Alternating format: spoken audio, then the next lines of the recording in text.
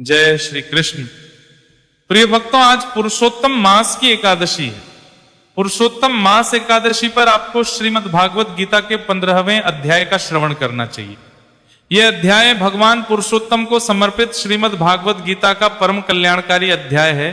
इसका श्रवण करने मात्र से मनुष्य के अनेकों संकट दूर हो जाते हैं, मन की शांति प्राप्त होती है और भगवान श्री पुरुषोत्तम के कृपा से आपके जीवन की बाधाएं दूर। ये अध्याय पुरुषोत्तम मास में यूं तो प्रतिदिन सुना जाना चाहिए। जो प्रतिदिन ना सुन पाए वो इन विशेष तिथियों पर इसका लाभ अवश्य ले, अवश्य ले, अवश्य ले।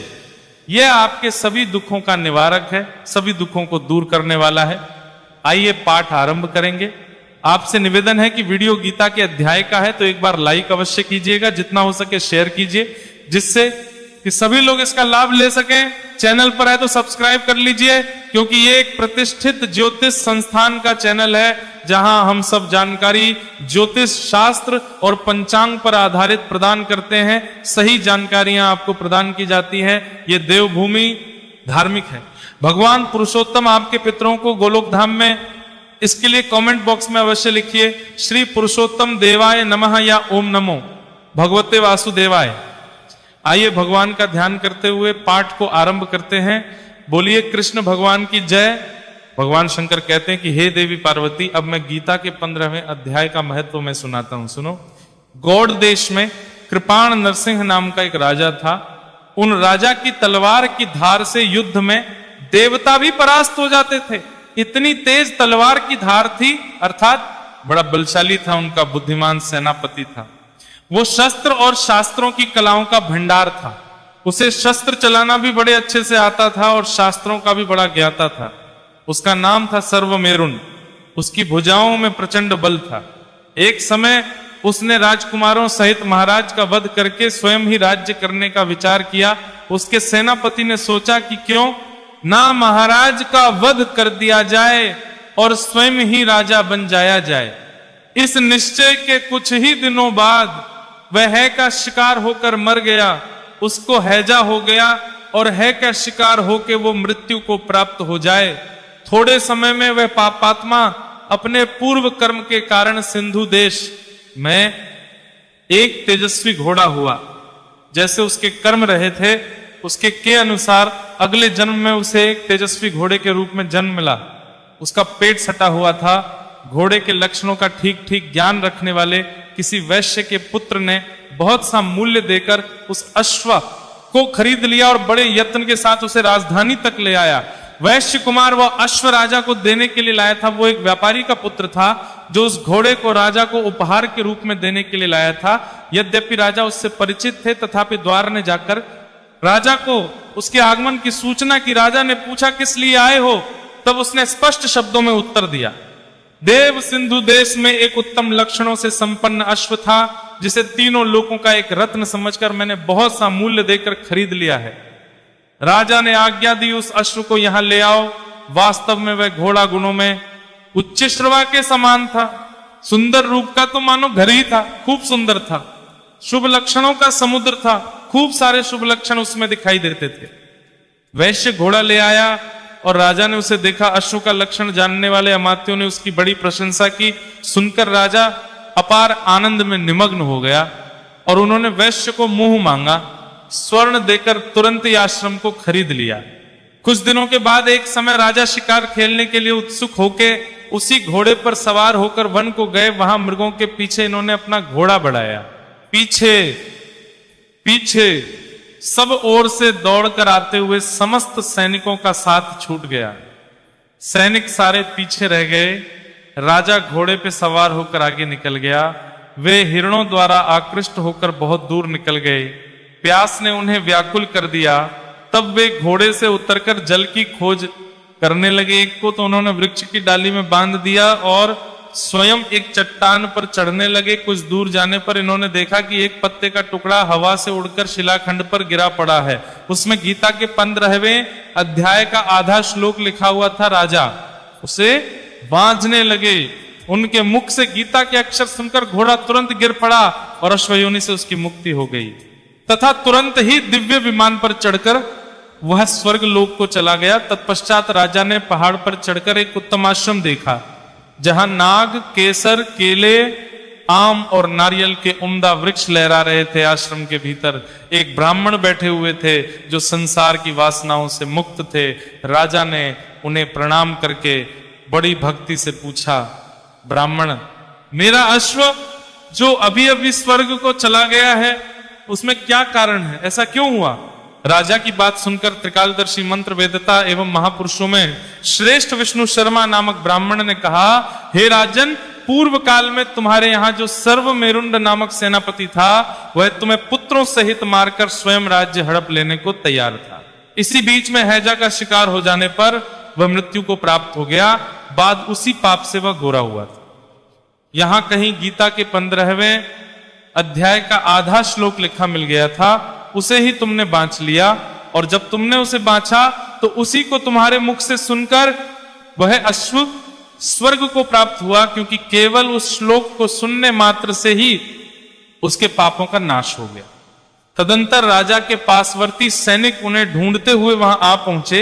उन सबके साथ ब्राह्मणों को प्रणाम करके राजा प्रसन्नता पूर्वक वहां से चले गए और गीता के 15वें अध्याय के श्लोक अक्षरों से अंकित उसी पत्र को बांझ बांझ कर प्रसन्न होने लगे।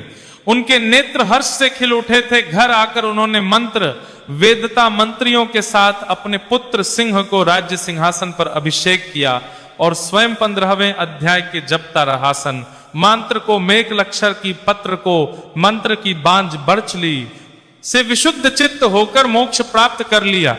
हे देवी पार्वती, ये गीता का 15वां अध्याय मनुष्य को मोक्ष देने वाला, मनुष्य की मनोकामनाओं को पूर्ण करने वाला है, मनुष्य के पापों का नाश करने वाला है।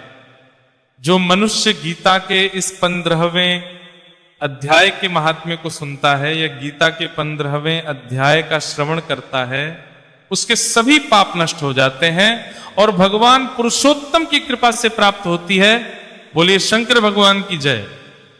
इसी के साथ यह 15वें अध्याय का महत्व यहां पूर्ण होता है। आइए अब हम भगवान श्री कृष्ण द्वारा गीता के उपदेश के रूप में दिए गए 15वें अध्याय का सरल अनुवाद के साथ श्रवण करते हैं।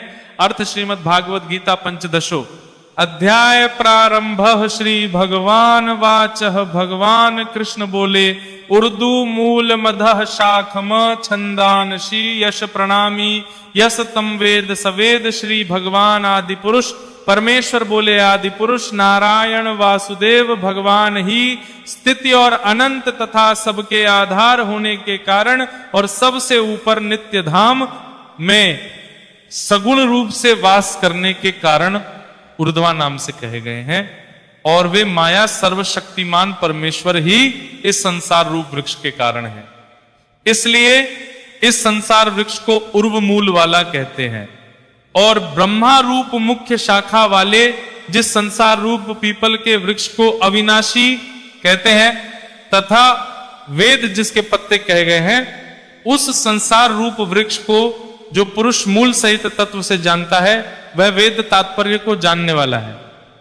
उस आदि पुरुष परमेश्वर से उत्पत्ति वाला होने के कारण तथा नित्य धाम से नीचे ब्रह्मलोक में वास करने के कारण हिरण्य गर्भ रूप ब्रह्म को परमेश्वर की अपेक्षा अधा कहा जाता है और वही इस संसार का विस्तार करने वाला होने से इसकी मुख्य शाखा है। इसलिए इस संसार वृक्ष को अधा शाखा वाला कहते हैं। इसका मूल कारण परमात्मा अविनाशी है तथा अनादि काल से इसकी परंपरा चली आती है। इसीलिए इस संसार वृक्ष को अविनाशी कहते हैं। इस वृक्ष की शाखा रूप ब्रह्मा से प्रकट होने वाले और यज्ञाधिक कर्मों के द्वारा इस संसार वृक्ष की रक्षा और वृद्धि करने वाले एवं शोभा को बढ़ाने वाले होने से वेद पत्ते कहे गए हैं। भगवान की योग माया से उत्पन्न हुआ संसार नाशवान और दुख रूप है। इसके चिंतन को त्याग कर केवल परमेश्वर का ही नित्य निरंतर अनन्य प्रेम से चिंतन करना वेद के तात्पर्य को जानना कहा जाता है।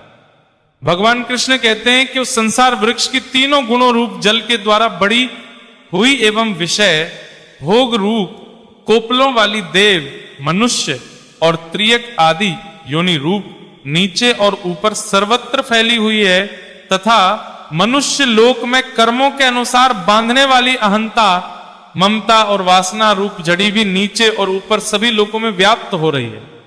कहते हैं कि ये जो तीन गुण कहे गए हैं ना, सत, रज और तम और 3 गुणों वाली जो माया है, इसका प्रभाव सभी जगह सर्वत्र मनुष्य के भीतर फैलता जा रहा है। मनुष्य इन 3 गुणों के भीतर ही समाहित होता जा रहा है और मनुष्य अपने सभी कर्मों को इन 3 गुणों के अनुसार ही करता है। कहते हैं कि शब्द, स्पर्श, रूप, रस और गंध, ये 5 स्थूल देह हैं और इंद्रियों की अपेक्षा सूक्ष्म होने के कारण उन शाखाओं की कोपलों के रूप में कहे गए मुख्य शाखा रूप ब्रह्मा से संपूर्ण लोकों के सहित देव, मनुष्य, तिर्यक आदि योनियों की उत्पत्ति और विस्तार हुआ। इसीलिए उनका वहां शाखाओं के रूप में वर्णन किया है अहंता। ममता और वासना रूप मूलों को केवल मनुष्य योनि में कर्मों के अनुसार बांधने वाली कहने के यह है कि अन्य सब योनियों में तो केवल पूर्वकृत कर्मों के फल को भोगने का ही अधिकार है और मनुष्य योनि में नवीन कर्मों के करने का भी अधिकार है। भगवान यह कहना चाह रहे हैं कि देखिए, जो मनुष्य योनि है ना, यही एक ऐसी योनि है जिसमें मनुष्य जीव अपने आने वाले भविष्य को सुधार सकता है, आने वाले जन्मों को सुधार सकता है। बाकी जितनी भी योनियों में जब आपको जन्म मिलता है तो केवल और केवल इसलिए मिलता है जिससे कि आप पिछले जन्मों किए गए पाप को भोग सके। लेकिन जब मनुष्य का जन्म मिलता है तो जो नवीन कर्म है ना, उनको करने का अवसर मिलता है आपको। भगवान आपको नए कर्म करने का अवसर देते हैं और अगर आप नए इस मनुष्य जीवन में नए कर्म अच्छे करते हैं तो इससे आपको भगवान नारायण की प्राप्ति होती है। यही एकमात्र योनि है इतनी योनियों में जो आपको मुक्ति का रास्ता दिखाती है। बाकी किसी योनि में मुक्ति नहीं है, केवल मनुष्य जन्म ही ऐसा है जो आपको मिले तो जीव अपनी मुक्ति के मार्ग को प्रशस्त कर सकता है। इस संसार वृक्ष का स्वरूप जैसा कहा है वैसा यहां विचार करने वाले नहीं पाया जाता, क्योंकि ना तो इसका आदि है और ना अंत है तथा ना इसकी अच्छी प्रकार से स्थिति ही है। इसलिए इस अहंता, ममता और वासना रूप अति दृढ़ मूलों वाले संसार रूप पीपल के वृक्ष को दृढ़ वैराग्य रूप शास्त्र द्वारा कर प्रयोग करना चाहिए। अर्थात ये जो जीव को जन्म मिला है ये साधारण जन्म नहीं है। इस जन्म का मनुष्य को अवश्य रूप से लाभ लेना चाहिए।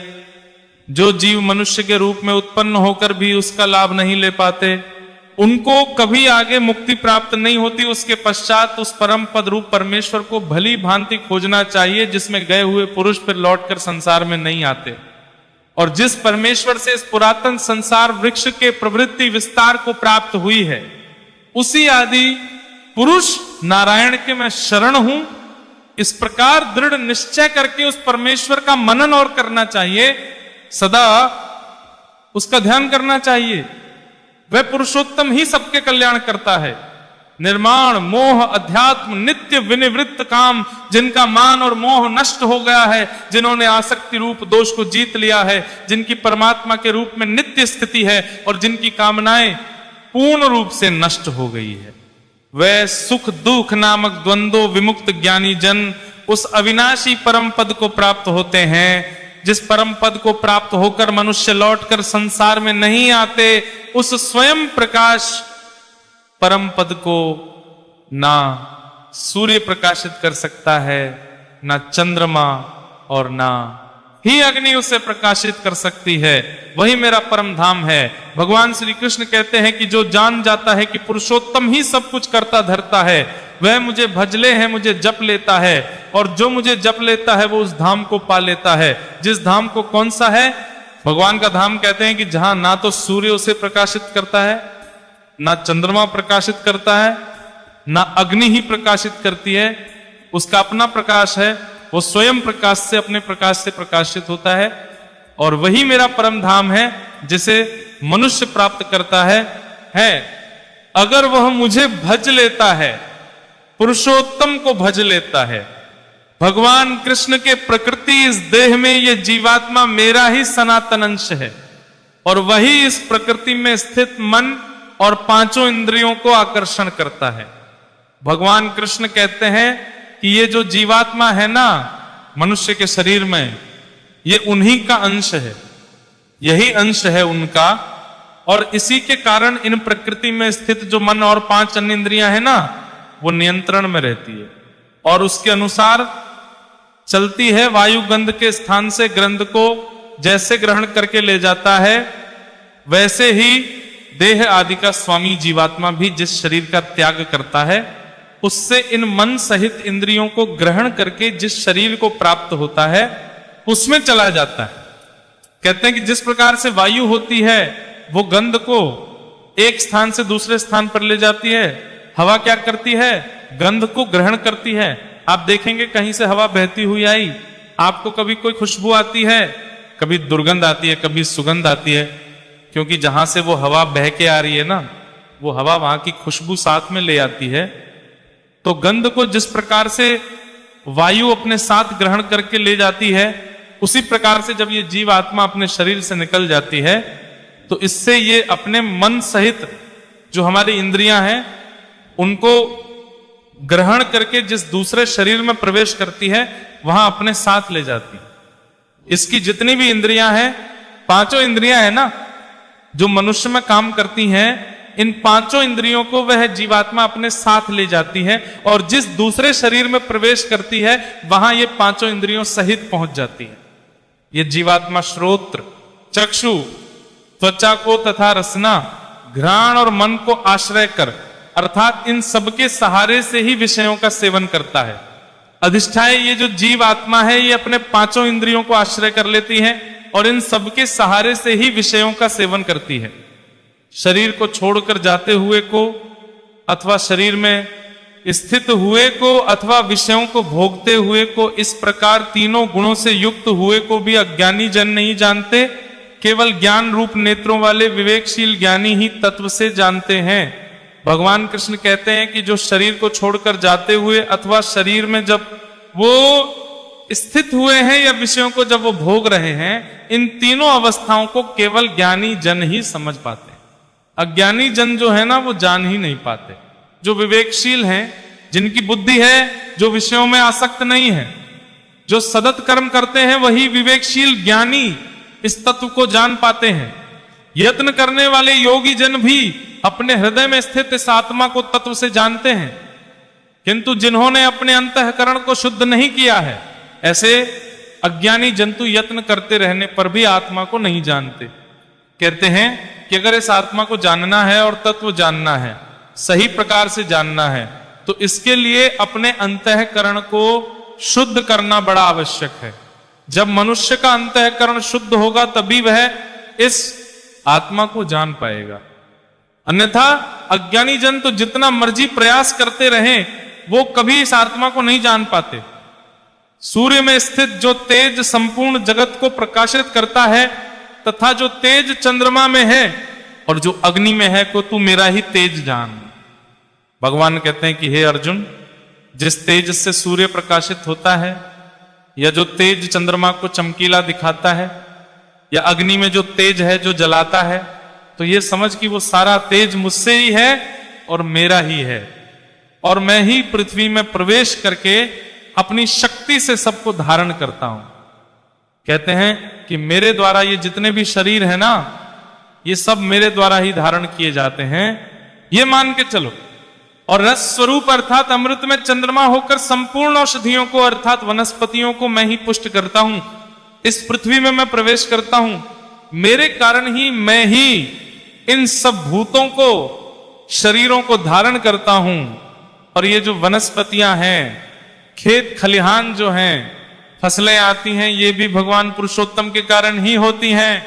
मैं ही सब प्राणियों के शरीर में स्थित रहने वाला प्राण और अपान से संयुक्त अग्नि रूप होकर 4 प्रकार के अन्न को पचाता हूं। भगवान कृष्ण कहते हैं कि ये जितने भी शरीर हैं, इन सब शरीरों में जो प्राण स्थित है ना, वो प्राण कोई और नहीं है, मैं स्वयं ही हूं। भगवान पुरुषोत्तम ही प्राण के रूप में हमारे शरीर में स्थित रहते हैं और जो 5 प्रकार के जो अन्न हैं उनको पचाने का कार्य भी वही करते हैं। कहते हैं कि मतः मैं ही सब प्राणियों के हृदय में अंतर्यामी रूप से स्थित हूं तथा मुझसे ही स्मृति, ज्ञान और अपोहन होता है और सब वेद द्वारा मैं ही जानने योग्य हूं तथा वेदांत का कर्ता और वेदों को जानने वाला भी मैं ही हूं। इस संसार में नाशवान और अविनाशी भी ये 2 प्रकार के पुरुष हैं। इनमें संपूर्ण भूत प्राणियों के शरीर को नाशवान और जीवात्मा विनाशी कहा जाता है। क्योंकि मैं नाशवान जड़ वर्ग क्षेत्र से तो सर्वथा अतीत हूं और अविनाशी जीवात्मा से उत्तम हूं, इसीलिए लोक में और वेद में भी पुरुषोत्तम नाम से प्रसिद्ध हूं।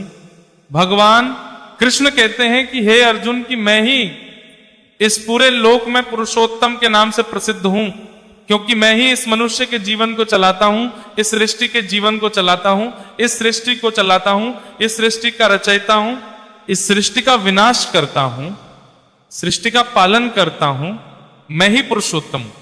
भारत जो ज्ञानी पुरुष मुझको इस प्रकार तत्व से पुरुषोत्तम जानता है, वह सर्वज्ञ पुरुष सब प्रकार से निरंतर मुझे वासुदेव परमेश्वर को ही भजता है। कहते हैं कि जिसको ये ज्ञान हो जाता है कि ये जो सृष्टि है या ये जो ब्रह्मांड है, ये ब्रह्मांड मेरे द्वारा ही रचाया बसाया गया है, मेरे द्वारा ही पालित है, पोषित है, और मैं ही पुरुषोत्तम हूं।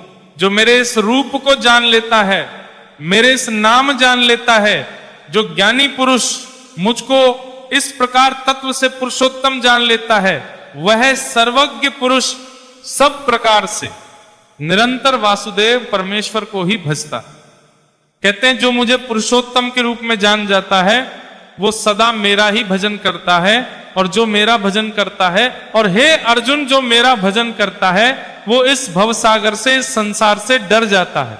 जो मेरा भजन है उसे मुक्ति प्राप्त होती है। जो मुझे भजता है, जो मुझे पुरुषोत्तम का नाम जप करता है, जो मेरा ध्यान करता है, वह मन इंद्रियों से परे मुझे सच्चिदानंदन घन परमात्मा को जान लेता है, और जो मुझे जान जाता है उसे मैं निश्चित ही मुक्त कर देता हूं, उसे मुक्ति प्राप्त हो जाती है, उसे इस जन्म मरण के चक्र से सदा के लिए छुट्टी प्राप्त हो जाती है, वह जीवात्मा मेरे परम धाम को प्राप्त कर लेता है। हे प्रकार यह अति रहस्य युक्त गोपनीय शास्त्र मेरे द्वारा कहा गया, इसको तत्व से जानकर मनुष्य ज्ञानवान और कृतार्थ हो जाता है। हे भक्तों, भगवान कहते हैं कि ये एक गुप्त रहस्य है जो मैंने तुम्हें बताया है, और जो इस रहस्य को जान जाता है वह निश्चित ही अपने जीवन को सफल बना लेता है और मेरे धाम को प्राप्त कर लेता है। वह सच्चा ज्ञानवान है, वह सच्चा भक्त है। ओम गीता श्री कृष्ण अर्जुन संवादी पुरुषोत्तम योगी पंचदशो अध्याय संपूर्ण। बोलिए कृष्ण भगवान की जय। इसी के साथ यह श्रीमद् भागवत गीता का 15वां अध्याय यहां पूर्ण होता है। प्रिय भक्तों, इसके साथ आप अवश्य श्रवण करना चाहिए। प्रिय भक्तों, ये पाठ आपको पूरे पुरुषोत्तम मास में सुनना परम कल्याणकारी है। इससे आपको पुण्य की प्राप्ति होती है, भगवान पुरुषोत्तम का आशीर्वाद प्राप्त होता है। भगवान सब पर कृपा करें। हरे कृष्णा।